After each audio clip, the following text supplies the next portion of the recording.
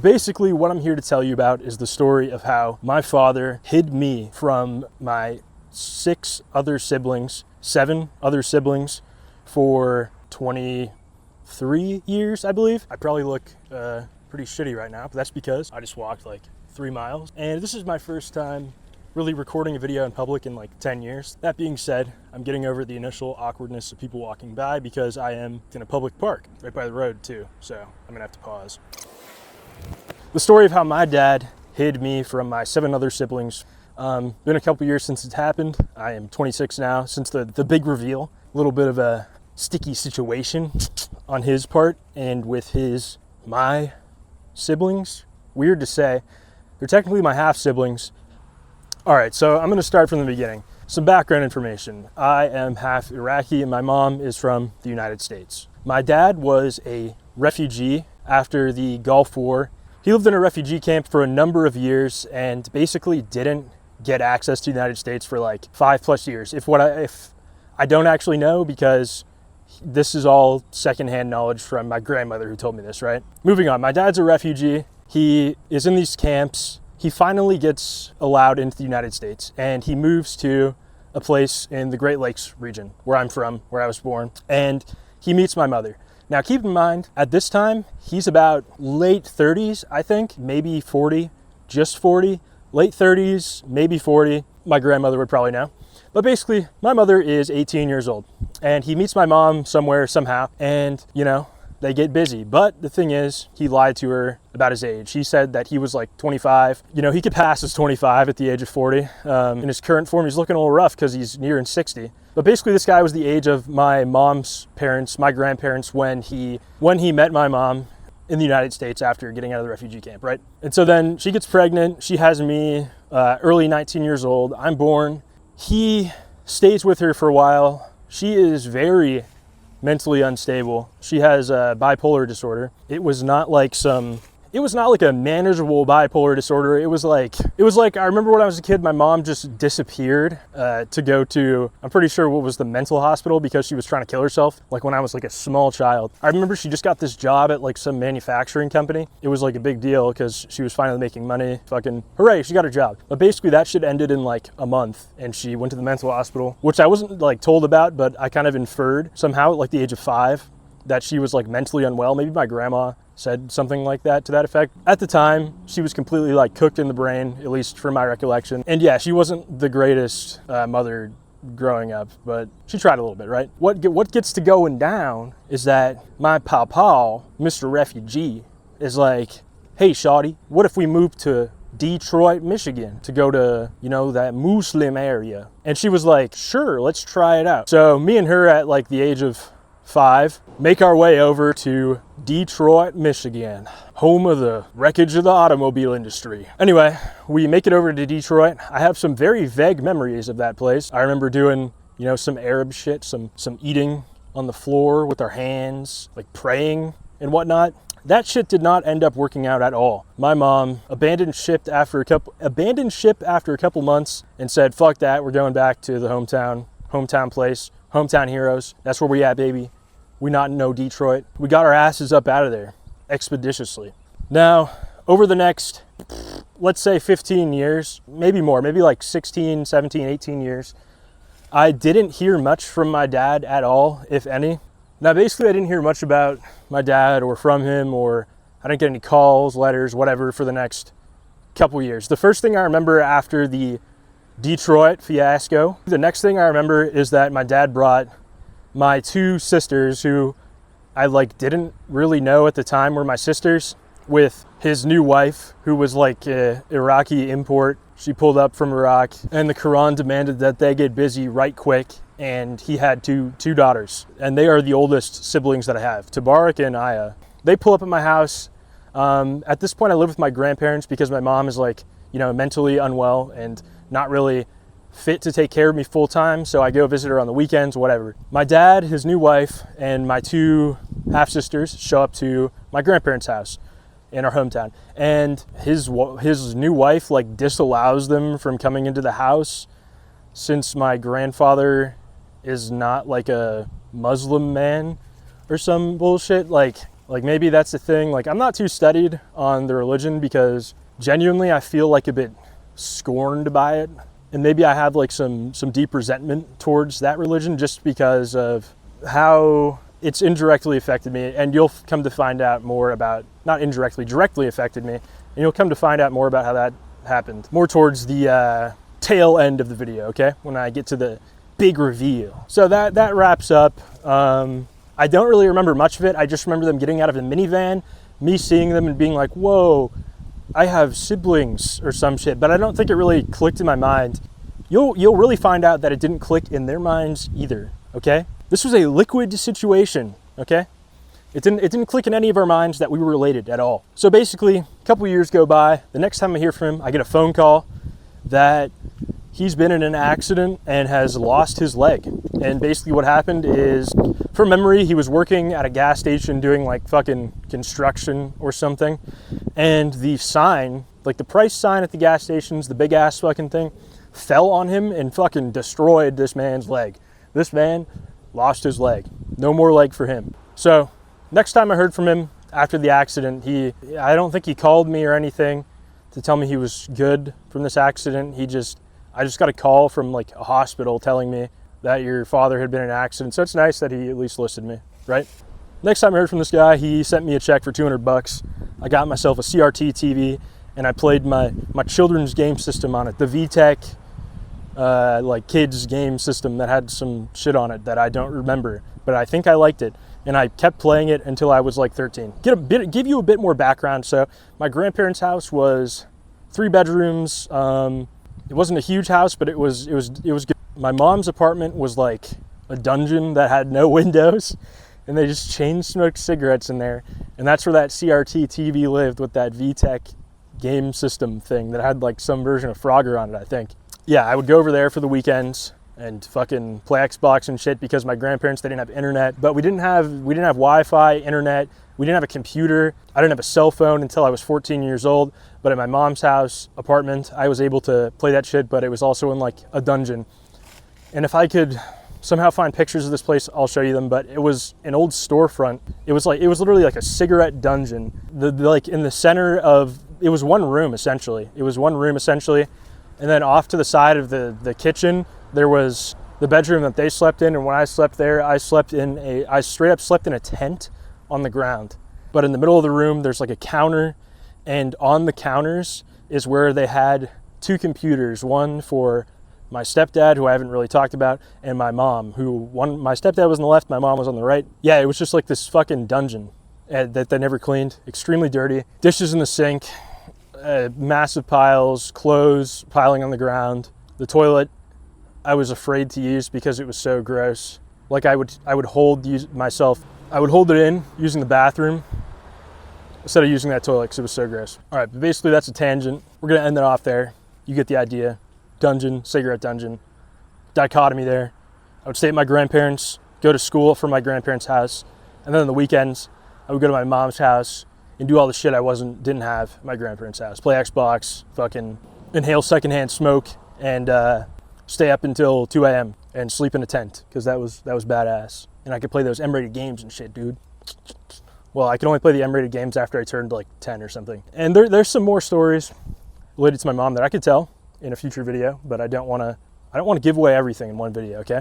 So basically, TV situation happens. I was maybe 8 years old at the time. After that, nothing else really happens. I don't hear from him or my sisters or anyone from my dad's side of the family. And by that, I mean really only my dad, because he's the only person on his side of the family that probably knows I'm even a person that exists. But yeah, don't really hear about anything from him. I turned 18. I graduate high school.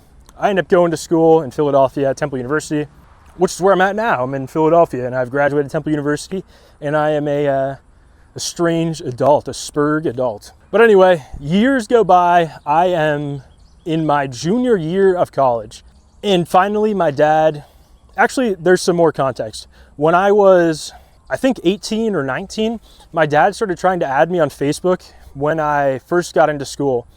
Strangely, I think this is crazy because I'm just remembering this in retrospect. I think he was trying to cover up the fact that he that I was his son because on Facebook he blocked my ass randomly.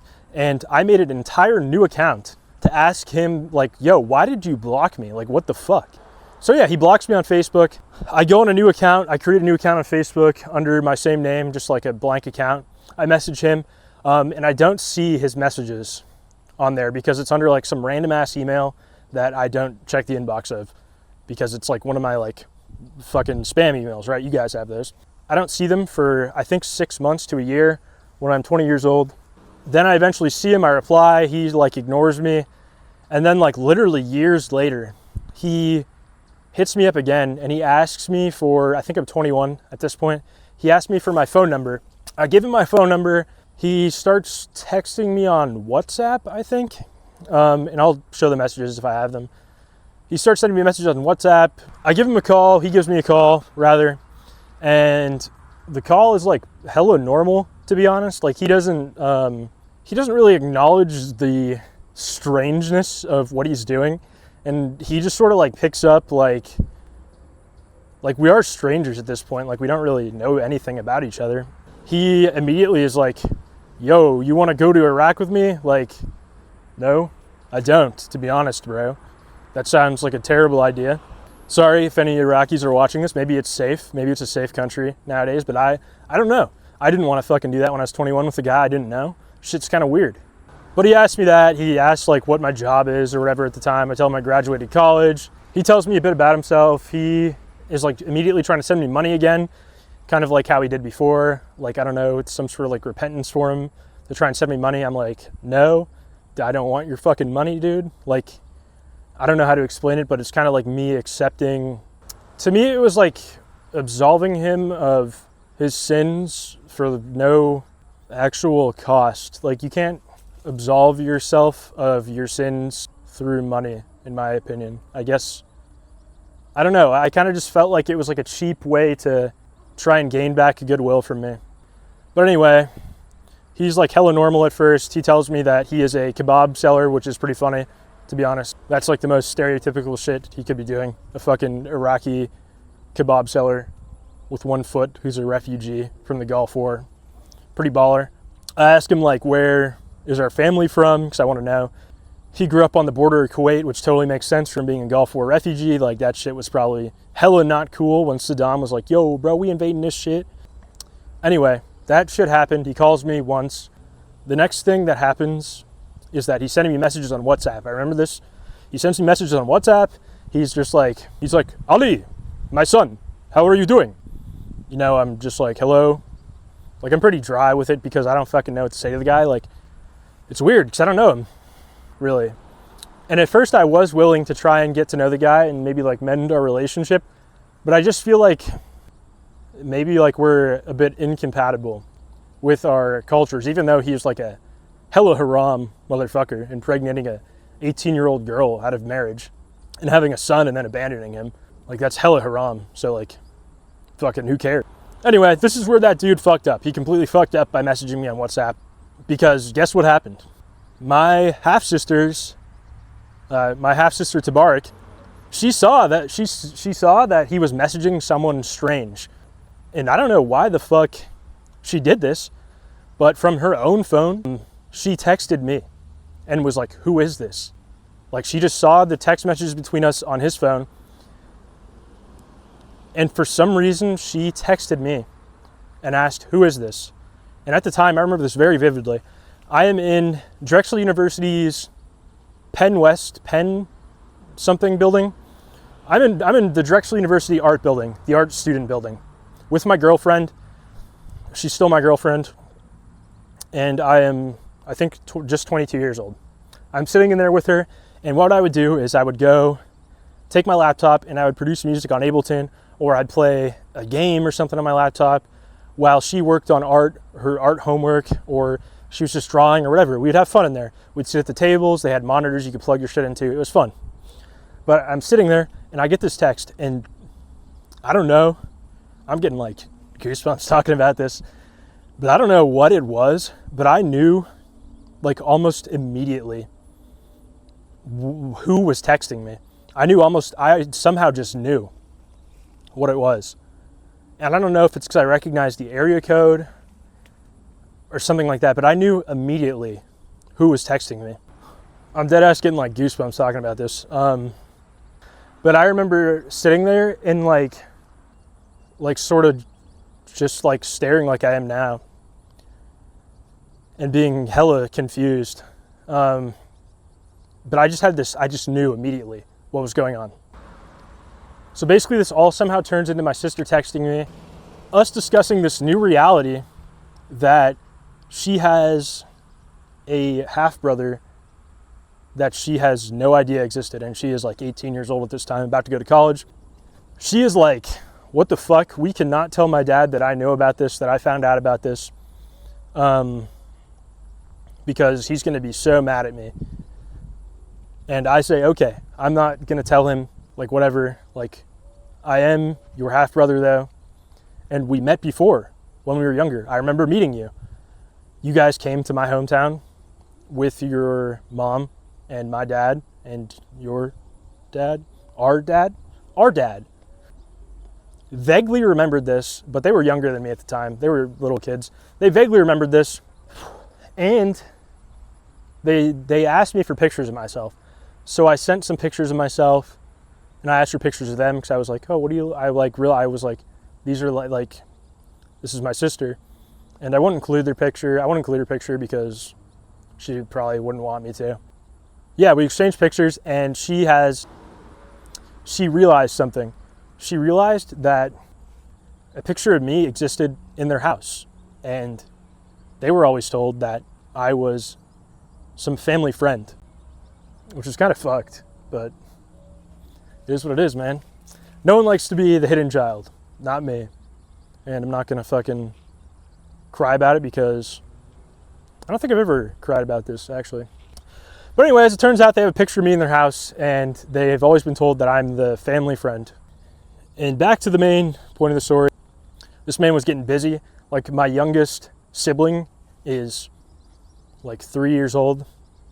And keep in mind, after 4 years, I'm 26 now, I still haven't met any of them, which is just like fucked. And I'll get into why.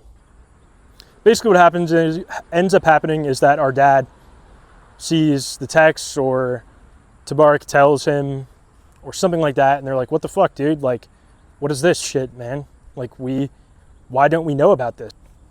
He doesn't like really probably have a good answer for him. I don't fucking know. His English is shit. He's like, ooh. They tell me that their mom is like scared of me or some. It's like the next day or something, and I'm like, I really want to meet you guys. Like seriously, like I really want to meet you guys. Like when,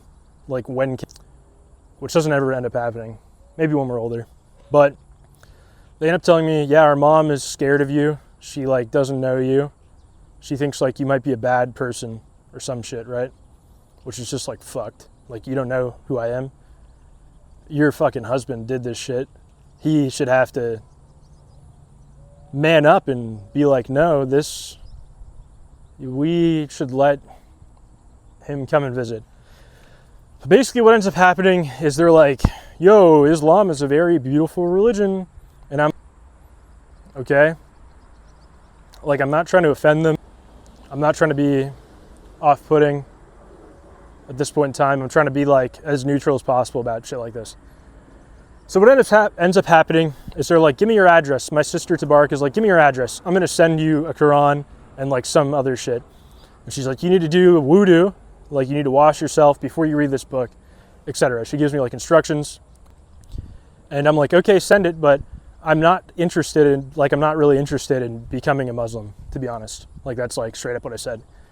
And that is what threw a wrench in everything, because their fucking love, my father's love, and their love, I don't know. It appears to be conditional based on the fact that I become a Muslim, which is like, fucking why? It's not what I was raised with, and it's just like not something at this point in my life that I'm interested in doing. I'm not interested in exploring that at all, to be honest. Which was a major issue, and basically led to Basically a lack of communication again after I was like not interested. Sorry. But I would still like to meet you guys. And yeah, my dad intermittently reached out. He would send me boxes of meats from his kebab shop that he worked at. Like, when I say boxes, I mean he would overnight ship with dry ice like a fucking 50-pound box of meat that would fill up our entire fridge, which was pretty badass. Very nice of him. But it was the same thing with the money. And he ended up doing that because I told him, don't send me money. Like, I don't want your... I straight up asked him, like, how much money do you make? He's like, 40,000. I'm like, I'm making more money than you, and you have 7 kids you have to support. I don't need your money. I will take some food. So he sent me the food. Kind of the same thing as appeasement. But basically, what ends up happening is there's no good ending to this story. I do not end up meeting my sisters, my brother. I think it's just one brother, maybe 2. I don't end up meeting them. I don't end up going to Detroit. And I can tell, like, this is a major problem for his wife, their mom, because when he initially invited me, before my sisters found out about my existence, I'm pretty sure I know why he did. Because he was concerned that his children would find out that I existed and it would be a big problem for him. So he wanted to take me to like a neutral ground where there was no chance that I would be discovered, right? And then after I kind of refused to be converted to the religion, the same thing happened again. He invited me to Iraq to go fucking do whatever with him for like 4 months. And it's like, bro, I have a job. I have fucking bills and rent. Can't just fucking go to Iraq for 4 months. Like, also, what are you doing? You have young children. Maybe it's a habit with him abandoning kids. I don't know. Damn, I wish I was a better storyteller. That's kind of the end of the story. There is, like I said, no... And occasionally my Instagram stories of the dubstep I make, which is probably like funny because it's so like foreign to them, because they're like hella Islamic, hella Muslim, hella Arab, and there's nothing wrong. And I want to emphasize that there's nothing wrong with that and believing in Islam. It's not for me, and it's not something I want to get into. And I wish that they would have, at least that's how I was raised to think as an American. Accept everyone, let people do what they want, and hope that people let you. But yeah, thanks for watching. I hope that you enjoyed this story and liked hearing about my perspective on life and my experiences. And drop a comment if you had something like this happen to you. Drop a comment if you want to know anything. Let me know if you want any future videos, more in-depth videos about topics that I covered in this. Subscribe, like the video, whatever. Thank you. See ya.